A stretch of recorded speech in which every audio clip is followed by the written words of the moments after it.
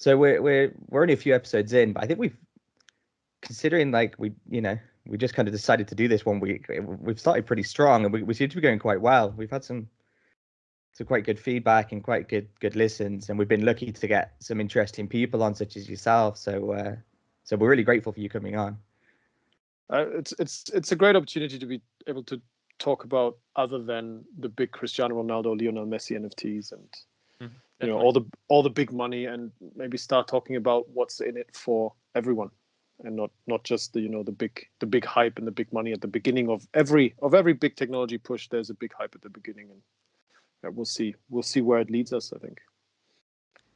Do you like to start off then kind of introducing yourself and explaining a little bit about what it is that you do and what you do at FANZONE, and then we'll kind of get a bit more into what is FANZONE? Yeah, great, of course. Yeah. So my name is Philipp Harrold. I've been in the sports business industry for about 10 years now.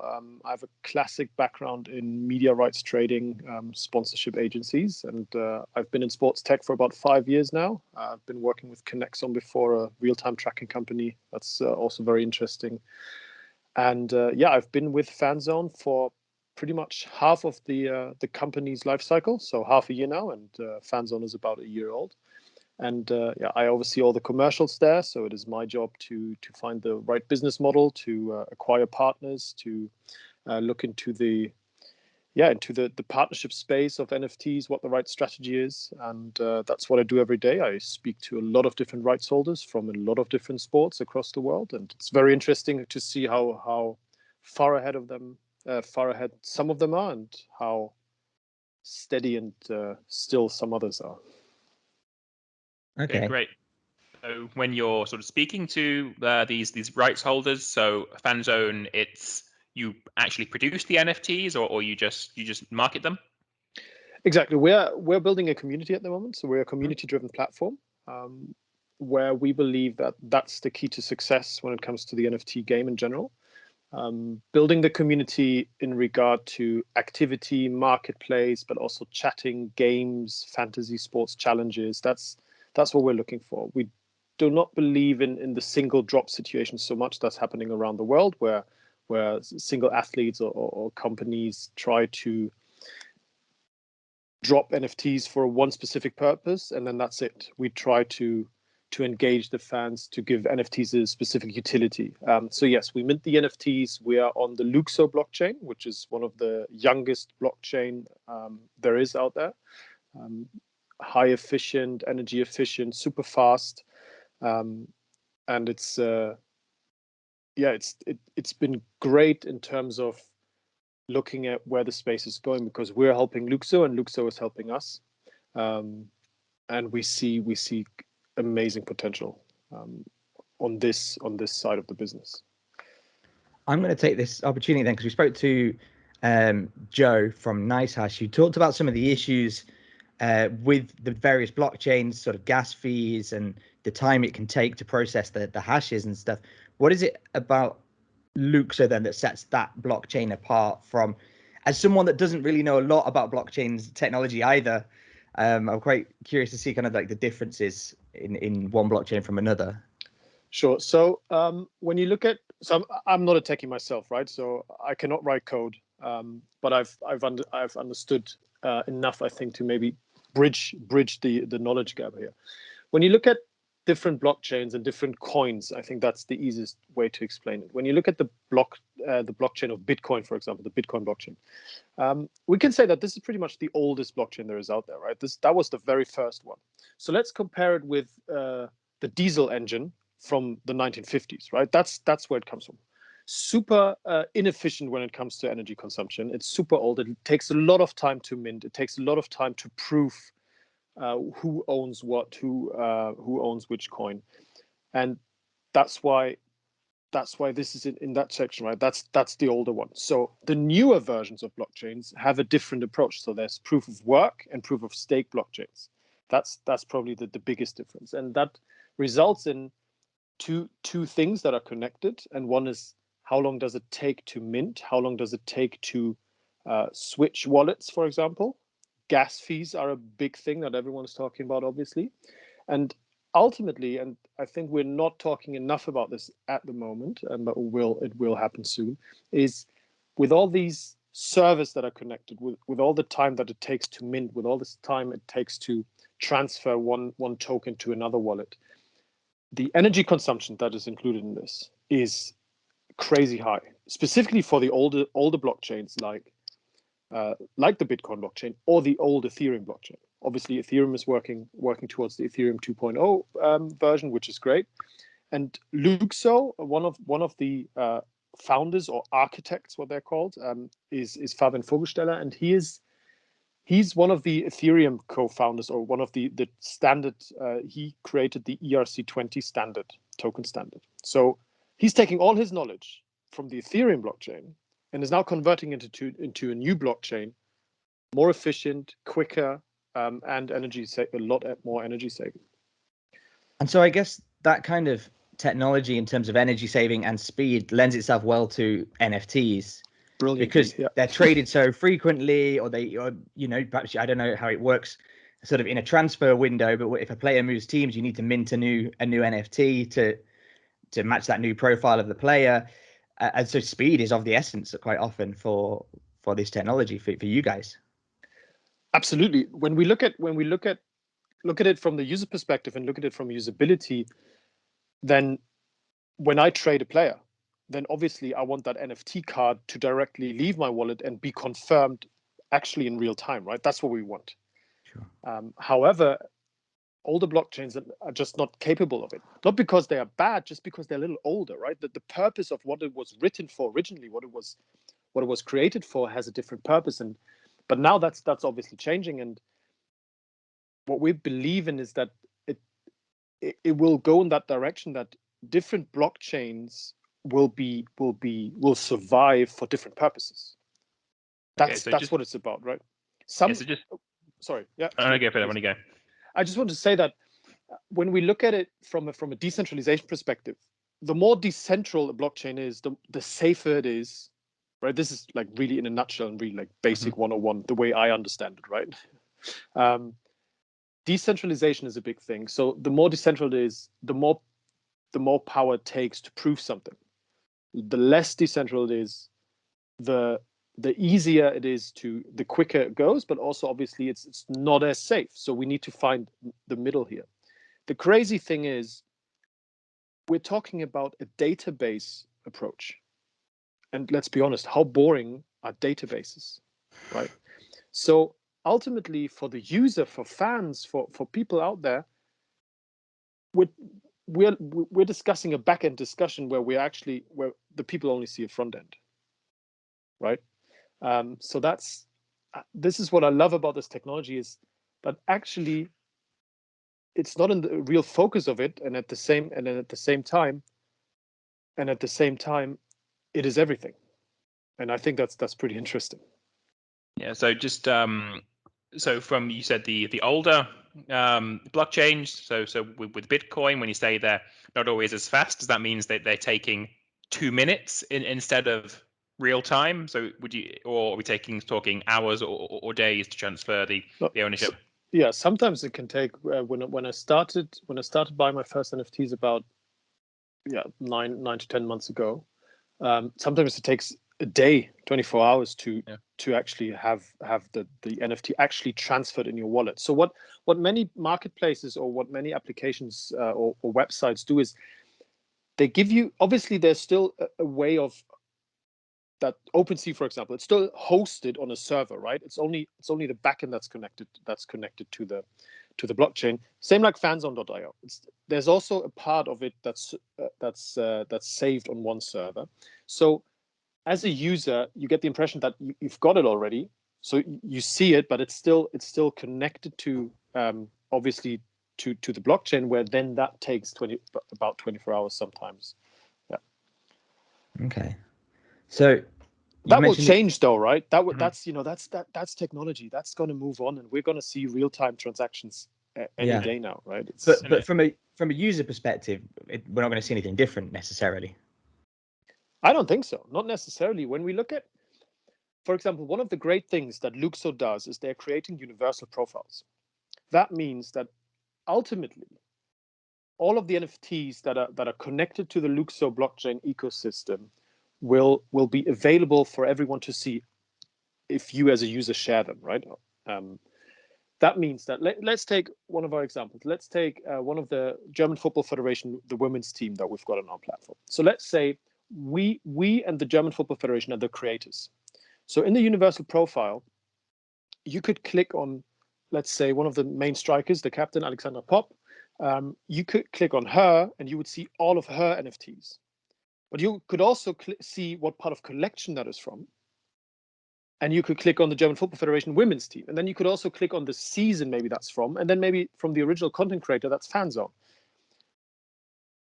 That's a game changer. That's brilliant because it's decentralized on the blockchain. No one owns this content. Anyone that is able to write an HTML description can do that.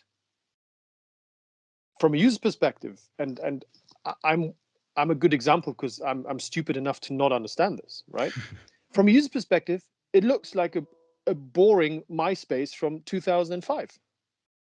Because the front end is not the amazing thing here. It's the back end that's amazing. It's the decentralized profiles that's amazing. Because it's on the blockchain. Everyone has access to it. Everyone can see it. It's 100% transparent.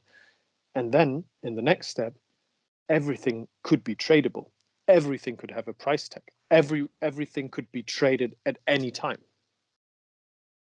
So by decentralized, sorry, we spoke before with NiceHash. So by decentralized, you mean just on various servers and gaming PCs, miners throughout the world is what you mean by decentralized. Exactly, yeah. So it could be a big server, but it could also be a little Raspberry Pi. It could be anything, yeah. But please keep in mind, I'm a business guy, right? I see this from a business perspective. I'm sure that I've said 10 wrong things now that where real tech people that are able to code will tell me that's absolutely wrong what I just said. This is the way how I see it from a business perspective. This is what I've understood what is amazing. So that's, my job and my passion is to take new technology and to translate it into the old world, right? To show the old marketing world, the old sports business world of what is it that we can do now. When you look at the potential, yes, like we're giving out current squads, right? We're giving out current teams of I don't know, the 21-22 season. Let's look at all of the amazing pictures, all of the amazing video footage that we have from the last 60, 70, 80 years from all the different sports. And suddenly we can create a value because we can make it unique. And that's new revenue. Yeah, so that's the in the future. So we've seen obviously what you said. You're currently working with the DFB and other clubs in Germany. So you mean that if you were to release a pack of NFTs from, I don't know, the 1954 World Cup winning team, would that almost be a great money spinner for you guys, because you could just create different collectibles from that squad and just upload them to your platform and people can buy and trade? Is that what you mean from a practical level of how that will work? That's how it would work, yeah.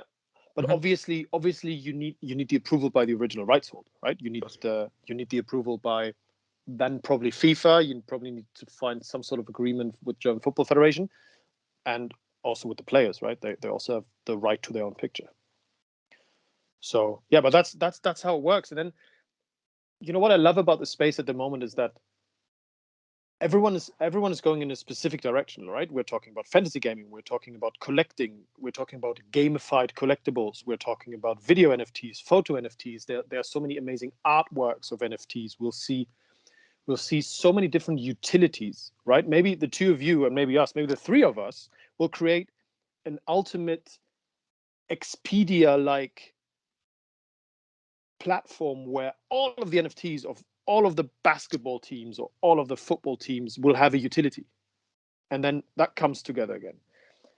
And we're only at the beginning, right? This is just getting started. The usage and the utility of NFTs are just getting started right now. And yes, there's a lot of money thrown around. I mean, we've seen that in the last 2 weeks. There's Fanatics, So Rare, and Dapper Labs, who've, I think, collectively now got a valuation of, I think, like 20 billion. So the three companies now valued at 20 billion. Hello, what's happening here? Well, that's brilliant. I love it. It's a tech space that everyone can trust in because it's so transparent. Definitely. I want to ask. Sorry, Stuart.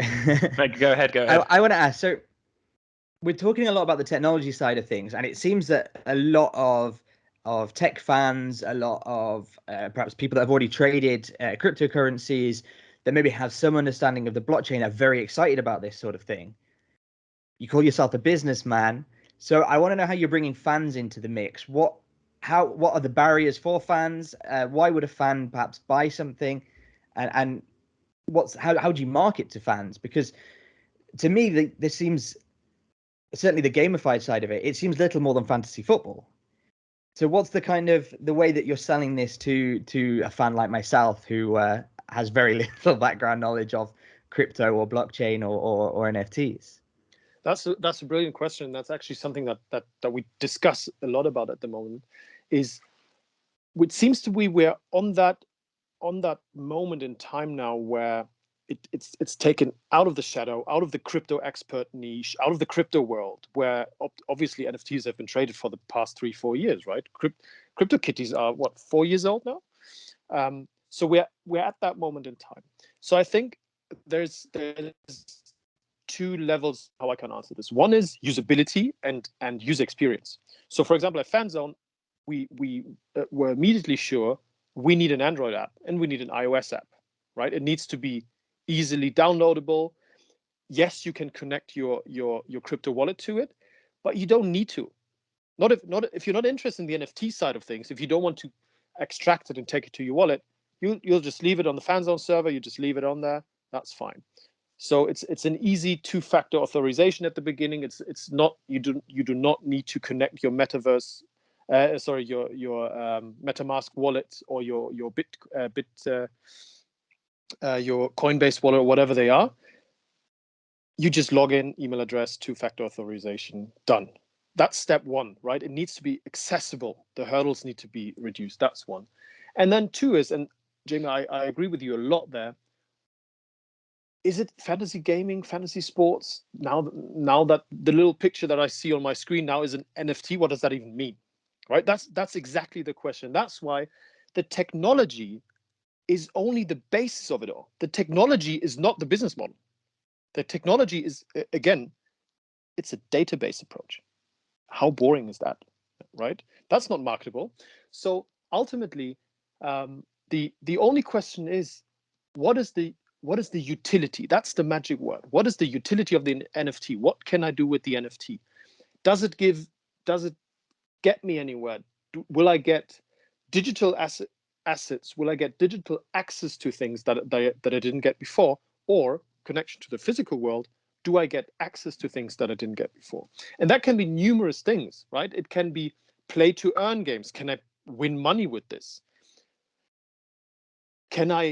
I've seen approaches where if you own this NFT by November 30th, you will get invited to the game. You will get access to a barbecue with the athlete, whatever it is. And I think what the NFTs can do, once people understand that they are not dependable on the single game, they're not dependable on the single server, is that when you buy an NFT, let's stay in the fantasy sports section, when you buy the striker from La Liga or Premier League or the Bundesliga or wherever, that even if, let's say you do it at fanzone.io, touch wood, fanzone.io, I don't know, goes bankrupt next month, or we get bought or something, or the platform disappears, that NFT is still there. That's going to survive. It's going to be there forever. But again, I think from a market perspective, we need to show that that's the case, that's the brilliance, that it will stay, that the asset stays true, even if the issue or the original creator is not part of the game anymore. So is there maybe an element of sort of community building for sports NFT owners, or is there sort of an element there of, if I don't have an NFT, I'm lacking an investment in that world almost. But everyone that owns, I don't know, Bundesliga NFTs or even just football NFTs in general, they've all got this kind of vested interest in interacting in that world. Is that maybe perhaps part of the moving forward? To me, community build. Yeah. I agree with you 100%. To me, the key to success in any world is community building. It's all about the community. That's why we are called FANZONE. That's why we have a zone approach where fans from different sports, from different verticals, from different zones can interact. Because we're never only just a fan of one thing, right? Maybe we're a rugby fan, but we also like football, but we also watch the Olympics. We also watch figure skating. I don't know, right? It's always something. And the network effects that we can get from different sports coming into one platform is the key to me. And we will see from a technology life cycle of how it evolves. I think we will see amazing things where at the moment, obviously the intellectual property, the IP is key, right? If you want a Lionel Messi NFT from his Barcelona times, you need to speak to La Liga or Barcelona. If you want, I don't know, Diego Maradona's Hand of God, you need to speak to FIFA.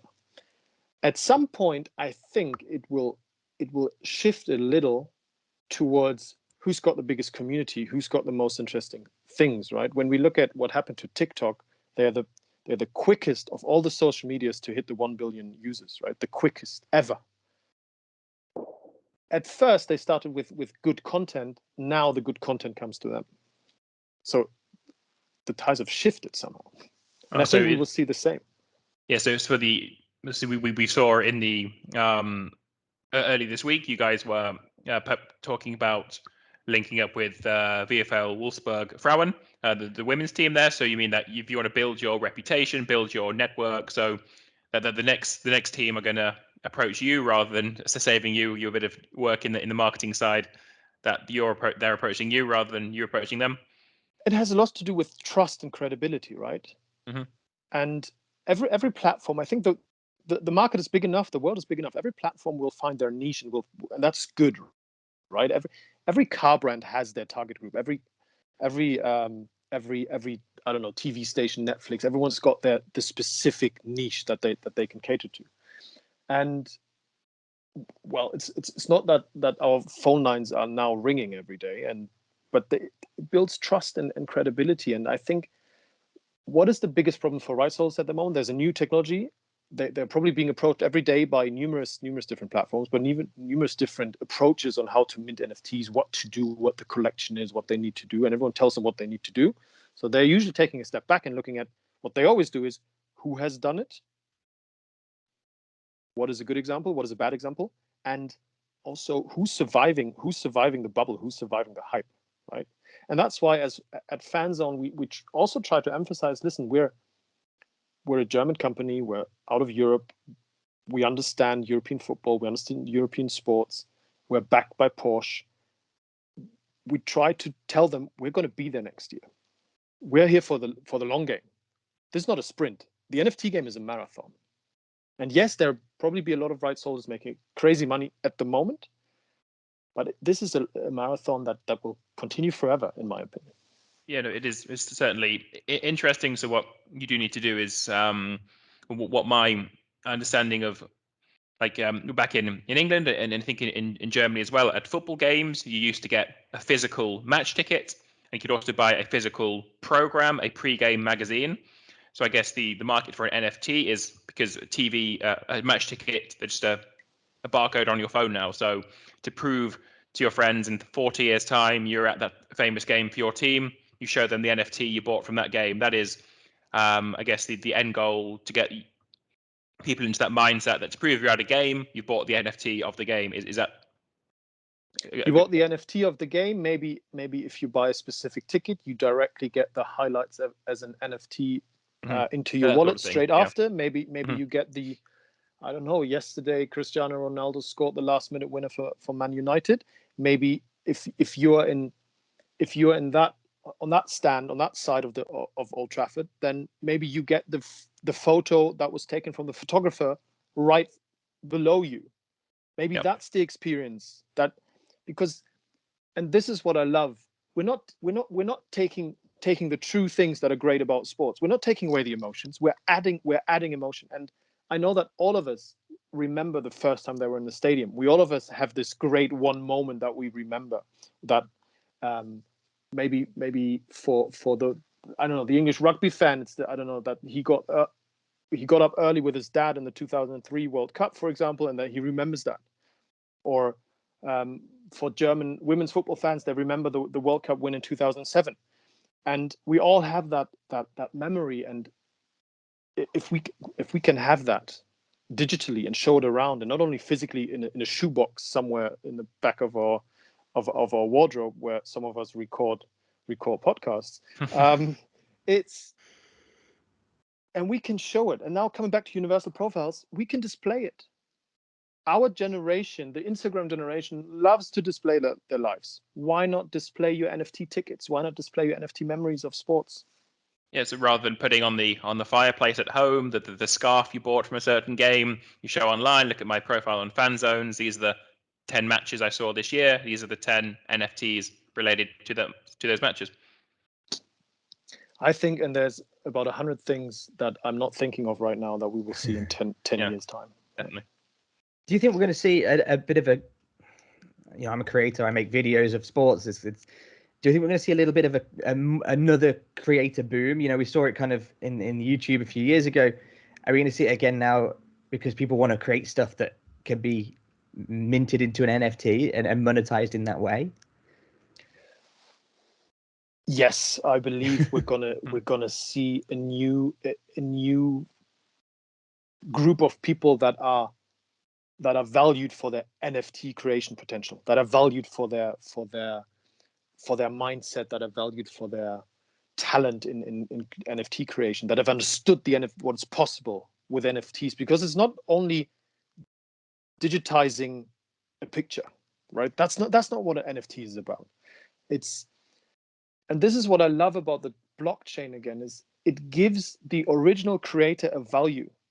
I remember 20 years ago when I started downloading music legally, of course. Yeah. I would download an MP3 file, and I would be able to send it to you, Stuart, and to you, Jamie, and then we would all have the MP3 file.